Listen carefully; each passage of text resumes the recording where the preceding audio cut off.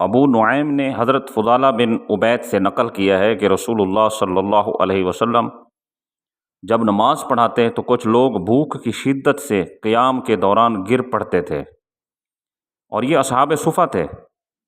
دیہاتی لوگ ان کو مجنون خیال کرتے تھے۔ اصحاب صفہ کی تعداد 70 تھی اور کسی کے پاس چادر نہیں ہوتی تھی، اور یہ کسی سے سوال بھی نہیں کرتے تھے۔ سید الانبیاء صلی اللہ علیہ وسلم کی بارگاہ اقدس سے جو خیرات مل جاتی تھی اسی پر قناعت کرتے۔ حضرت ابو ہریرہ رضی اللہ تعالیٰ عنہ فرماتے ہیں کہ انہیں بھوک لگی، آپ صلی اللہ علیہ وسلم نے انہیں 7 کھجوریں دیں، اور وہ 7 لوگ تھے، ہر ایک کے حصے میں ایک ایک کھجور آئی۔ ایک شخص نے حضرت سلیمان رضی اللہ تعالیٰ عنہ سے کہا کہ کاش آپ ہمارے لیے ایسا پودینہ لاتے جس میں نمک ہوتا۔ تو حضرت سلیمان رضی اللہ تعالیٰ عنہ نے سبزی فروش کے پاس اپنا لوٹا رہن رکھا اور مہمان کے لیے پودینہ لائے، اور اس مہمان کو نمک ملا کر پیش کیا۔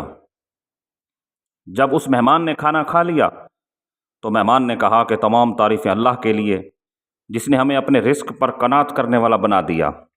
تب حضرت سلیمان رضی اللہ تعالیٰ عنہ نے فرمایا کہ اگر تم اللہ کے رزق پر قناعت کرنے والے ہوتے تو میرا لوٹا رہن رکھا ہوا نہ ہوتا۔